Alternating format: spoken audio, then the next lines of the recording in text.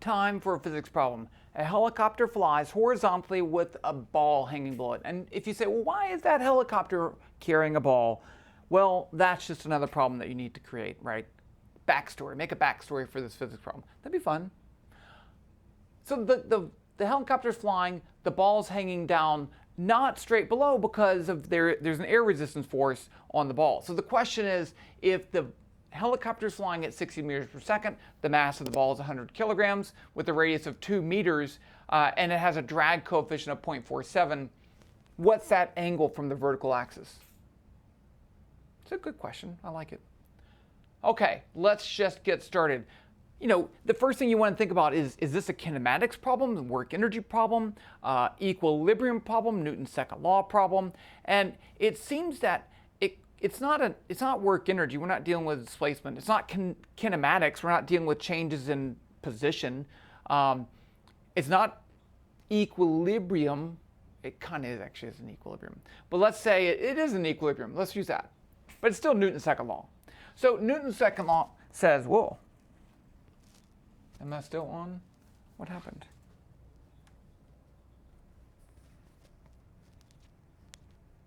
Okay, I'm still on.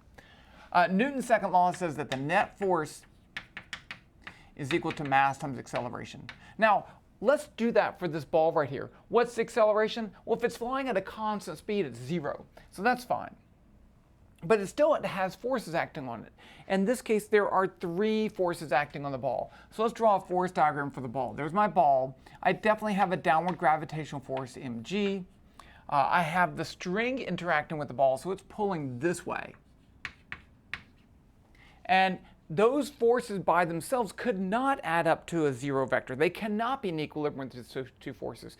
There has to be another force, and there's a backwards pushing air drag force. I'll call it Fd. Okay, so we don't know the magnitude of the tension. We can calculate that. We can actually calculate this. So let's look at if an object's moving through the air, the magnitude of the drag force is 1/2 rho. That's the density of air. The density of air is 1.2 kilograms per cubic meter times the area times the drag coefficient times the velocity squared. So we can calculate that as a force, and we will in just a second.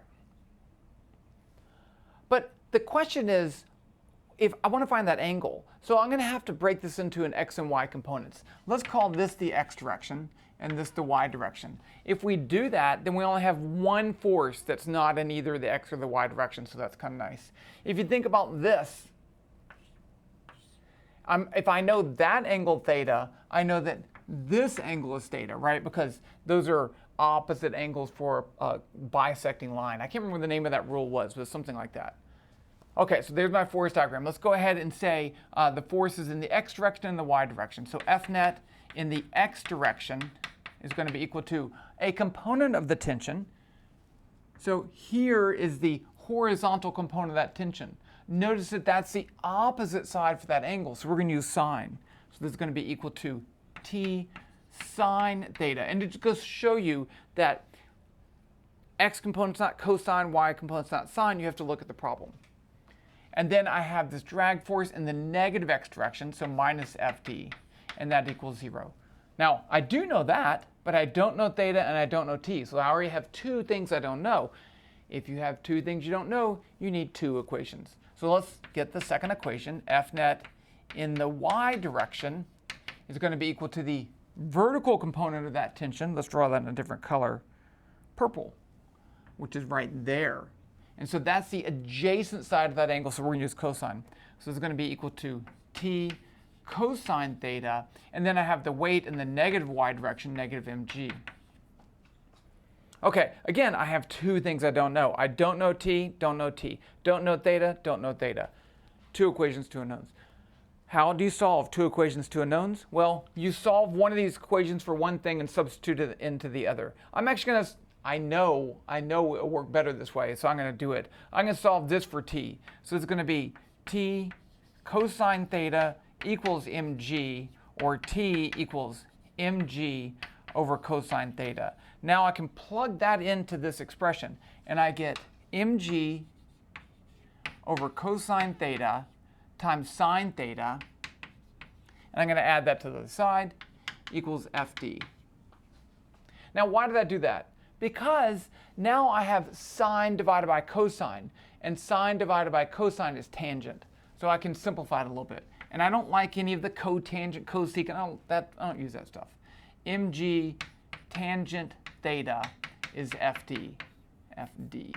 And we want to solve for theta. So let's just say tangent of theta is equal to FD. And I'm going to go ahead and put this in. It's going to be rho A C V squared over mg to mg. Now, I know everything. I can start plugging stuff in. I do need to get an expression for A. A is the cross-sectional area of that sphere, right? So if you look at a sphere, it looks like a circle. So A is going to be pi r squared.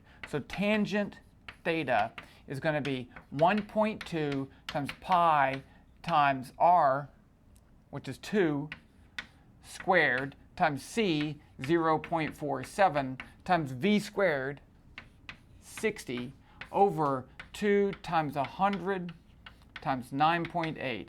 And then I can take the inverse tangent. So I get theta, calculator time. This may have not been good numbers. I don't know. I just kind of did it. So we'll see.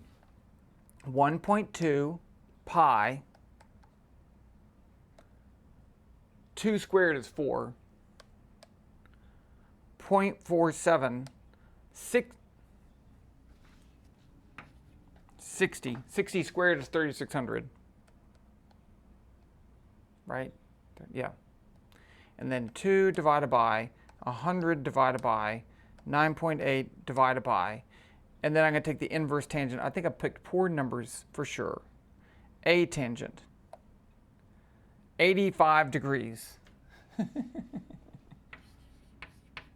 Okay, so let's just redo the problem and say it's going at 30 meters per second. See if that, or we could increase mass or something. But if I do that, I would decrease this by a factor of 2 squared 4. So if I take that, well, you'd get a smaller angle. I'd probably get a smaller angle, but that's fine. It's still a legit answer. And there you go. Physics. The end.